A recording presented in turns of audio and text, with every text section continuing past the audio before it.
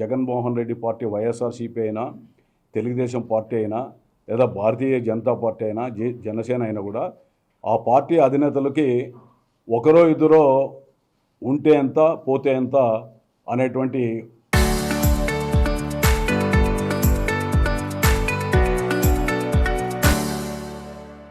ఆలోచనతోనూ, అదేవిధంగా ఎవరినో నమ్మి పార్టీలు కూడా వాళ్ళు ఆ కార్యకలాపాలను కానీ లేదా పార్టీల వ్యవహార శైలి కానీ ఉండదని చెప్పి నేను పూర్తిగా విశ్వసిస్తున్నాను. ఎందుకంటే నాబోటోళ్ళు ఉన్నా లేకున్నా అది పెద్దగా ఎవరిని కూడా లెక్క చేసే పరిస్థితి ఉండదు. కారణం కాకపోతే కార్యకర్తలు, నాయకులు అందరూ ఉంటే, సమిష్టిగా ఉంటే ఏ పార్టీకైనా మంచిదే. But at the same time నా మీదనో మరొకరి మీదనో ఆధారపడి తెలుగుదేశం పార్టీ లేదని నేను పూర్తిగా విశ్వసిస్తున్నా.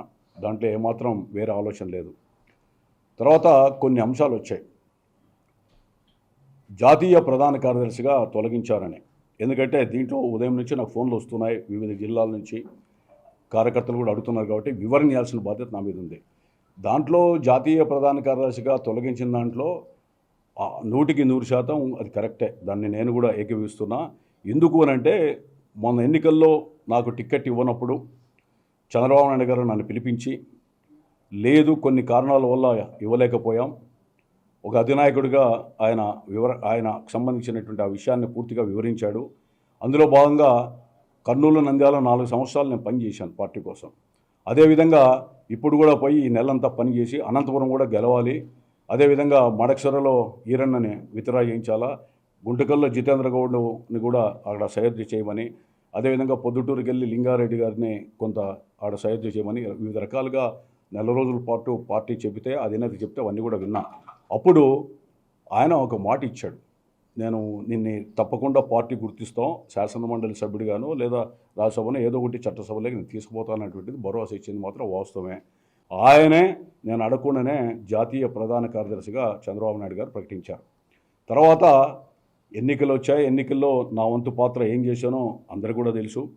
అదేవిధంగా ఈ 2 సంవత్సరాలు కూడా పార్టీ అప్పచెప్పిన కొన్ని పనులు చేశాం. పులివెందుల ఎన్నికలు కావచ్చు, విశాఖపట్నంలో యోగా దీనికి కానీ, గత పొద్దుటూరులో మహానాడు జరిగితే గత సంవత్సరం కడప జిల్లాలో పొద్దుటూరు ఇన్ఛార్జిగా నన్ను పెడితే అక్కడ పనిచేశాను. అంటే పార్టీ ఏ కార్యక్రమాలు అప్పచెప్పినా నేను పనిచేశాను. కాకపోతే జాతీయ ప్రధాన కార్యదర్శిగా నా మొత్తం కాలాన్ని అక్కడ పార్టీ కార్యాలయంలో వినియోగించలేని పరిస్థితుల్లో నేనున్నందున, ఎందుకంటే నాకు ఆ బాధ్యతలు పూర్తిగా నేను స్వీకరించి పనిచేయలేని పరిస్థితుల్లో మరి సామాజిక సమతుల్యంలో కిల్లారి రాజేష్ గారిని తెచ్చి వేసినట్ల కనపడింది. నాకు దానివల్ల ఎలాంటి బాధ లేదు, ఎలాంటి వేరే ఆలోచన కూడా లేదని చెప్పి మనం చేస్తున్నాను. తర్వాత నారా లోకేష్ గారు కార్యక్రమానికి హాజరు కాలేదు. 100% కరెక్టే. నాకు వ్యక్తిగత కారణాల వల్ల పోలేకపోయిండొచ్చు. అదేవిధంగా నేను 5 సంవత్సరాలు కష్టపడి కార్యకర్తల్ని మా ఇంట పెట్టుకున్నాం. 90% మంది కార్యకర్తలు మరి బాధలతో ఉన్నటువంటి వ్యక్తులు, ఒక 10% మరి అధికార పార్టీలో ఈరోజు కొనసాగుతూ, ఎన్నికల తర్వాత వచ్చినటువంటి వాళ్ళు కొంతమంది. వీరి మధ్య ఉన్నటువంటి వ్యత్యాసం ఉంది. నేను ఆ కార్యక్రమానికి వెళ్ళి ఏదైనా మాకు స్టోర్ డీలర్షిప్ లేదో, లేకపోతే మాకు ఏదో ఇబ్బందులు పెట్టారని చెప్పి చెప్తే ఆ సభలో అంతరాయం కలగకూడదు, అదేవిధంగా సాఫీగా జరగాలనేటువంటి అభిప్రాయంతోనూ ఆ రోజు సమన్వయకర్త ఒంగోలు నుంచి వచ్చినటువంటి ఆ రోజు సత్య, మన దామచర్ల సత్య ఫోన్ చేసి, అన్నా మీరంతా కోఆపరేట్ చేయాలా ఇది దీనివల్ల అంటే, అందుకనే నేను ఆ కార్యక్రమానికి గైర్హాజరయ్యాను. నేను బ్రతుకున్నంత కాలం నేను ఒకటే మనవి చేస్తున్నా, ప్రజా జీవితం నుంచి పారిపోయేటువంటి మనిషిని కాదు. ఒకవేళ రాజకీయాల్లో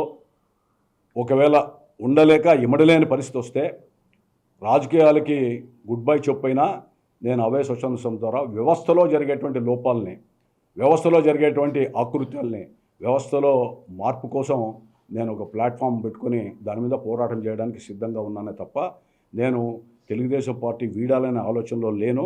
తెలుగుదేశం పార్టీకే కాదు, రాజకీయాల్లోనే ఉండాలా లేదా అని ఆలోచనప్పుడు తప్పకుండా మీ అందరూ కూడా పిలిచి నా అభిప్రాయాన్ని వ్యక్తపరుస్తా, దాంట్లో అనుమానం లేదు. పార్టీ శ్రేయస్ దృష్ట్యా, నగరంలోని ప్రజల శ్రేయస్ దృష్ట్యా కొంత మౌనంగా ఉన్నానే తప్ప ఇతరత్ర నా పోరాటంలో, అదేవిధంగా వేరే ఇతరత్ర సామాజిక స్పృహల బాధ్యతలో వెనకడిగేసే వ్యక్తిని కాదు. అవసరం వస్తే ప్రజల పక్షాన లేదా కార్యకర్తలకు అన్యాయం జరిగితే ఈ రోజైనా రేపైనా మనం పోరాటం చేయడానికి సిద్ధంగా ఉన్నాం. ఇంకా జేసీ దివాకర్ రెడ్డి గారికి పరిటాల వాళ్ళకి విభేదాలని చెప్పారు. దాంట్లో రాజకీయ విభేదాలు ఉన్నది వాస్తవమే, దాన్ని కూడా నేను కాదనటలేదు. కాంగ్రెస్ పార్టీలో ఉన్నప్పుడు జేసీ దివాకర్ రెడ్డి గారితో ఆ రోజు మంత్రిగా నేను కాంగ్రెస్ పార్టీలో పీసీసీ సెక్రటరీగా ఉన్నప్పుడు యూత్ కాంగ్రెస్ నుంచి వచ్చినప్పుడు కొంత విభేదాలు ఉన్నాయి, కానీ వ్యక్తిగత కక్షలు అయితే మా మధ్య లేవు. అదేవిధంగా పరిటాల రవి కుటుంబంతో కూడా రవి ఉన్నప్పుడు కొంత వ్యక్తిగత అభిప్రాయాలు ఉన్నది వాస్తవమే, కానీ కొన్ని కోణాల్లో ఒక ఇష్యూ మీద ఫైట్ చేసినప్పుడు ఆ ఇష్యూ వరకే వాళ్ళ మీద వ్యతిరేకత తప్ప ఇతరత విషయాల్లో నాకు వ్యక్తిగతంగా ఎవరి మీద ద్వేషం లేదు.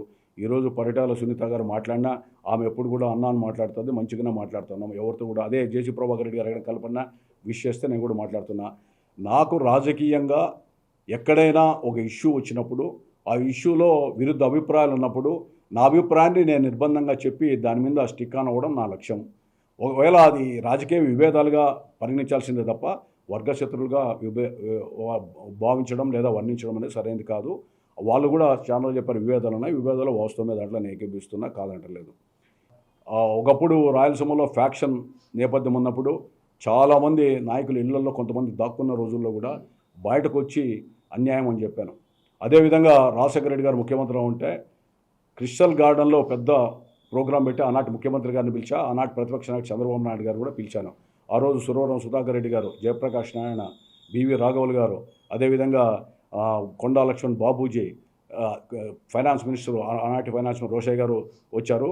ముఖ్యమంత్రిగా నేను రాలేనని చెప్పి జానారెడ్డి గారిని పంపిస్తే సుదీర్ఘంగా ఉదయం నుంచి సాయంత్రం వరకు డిబేట్ చేశాం. చేసిన తర్వాత రాజశేఖర రెడ్డి గారు ఉదయం మరుసటి రోజు పిలిపించాడు ముఖ్యమంత్రిగా. ఏంటిది రాయలసీమ వాళ్ళు ఫ్యాక్షన్ మాట్లాడుతున్నావు కరెక్టా అని అడిగితే నేను ఆయనకు ఒకటే చెప్పా, రాయలసీమలో ఫ్యాక్షన్, నేను రాయలసీమ వాడినన్నా, కానీ రాయలసీమలో ఇట్లా నరమేధం జరుగుతూ ఉంది, కుటుంబాల మధ్య ఉన్న పోరాటాన్ని వాళ్ళు ఏమైనా చేసుకోమనంటే ఇది సమాజం మీద పడతా ఉందంటే లేదు తప్పకుండా ఏం చేద్దామని చెప్పి ఆ రోజు తర్వాతనే స్టీఫెన్ రవీంద్ర గారిని ఎస్పీగా అనంతపురంలో కూడా వేశారు. అంటే ఏ ప్రభుత్వం ఉన్నా ఏ పార్టీ ఉన్నా అన్యాయం జరిగినప్పుడు నేను అన్యాయాన్ని నా పక్క న్యాయం ఉన్నప్పుడు ఎవరైనా దాంతో ఏకీభవించాల్సిన పరిస్థితి ఉందని చెప్పి మీ ద్వారా తెలియజేస్తున్నా.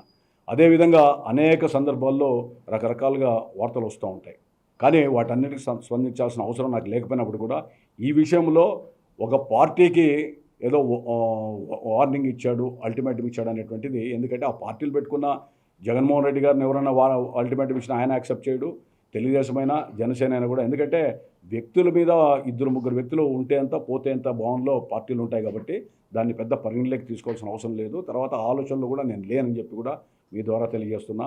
ఏదేమైనప్పటికీ కూడా ఒక తెలుగుదేశం పార్టీ కార్యకర్తగా నేటికి కొనసాగుతూనే ఉన్నా. ఈ కార్యకర్తగా నాకు వీలైనంత మేర ఏదైనా ప్రజలు వచ్చినా ఇంకోరు వచ్చినా కూడా నా చేతనైన మేర ప్రజలకు ఏదైనా అందుబాటులో ఉండి పనిచేయడానికి ఎల్లవెల్లా సంసిద్ధంగా ఉన్నా. ముఖ్యమంత్రి గారు ఆ రోజు చెప్పారు, నాకు హామీ ఇచ్చాడు, నేను రాజ్యసభ కానీ లేదా ఎమ్మెల్సీ కానీ ఇస్తాను అని. ఏదైనా కార్పొరేషన్ చైర్మన్ అంటే ఇచ్చేసింది, చట్టసభలోనే కావాలని అడిగాము.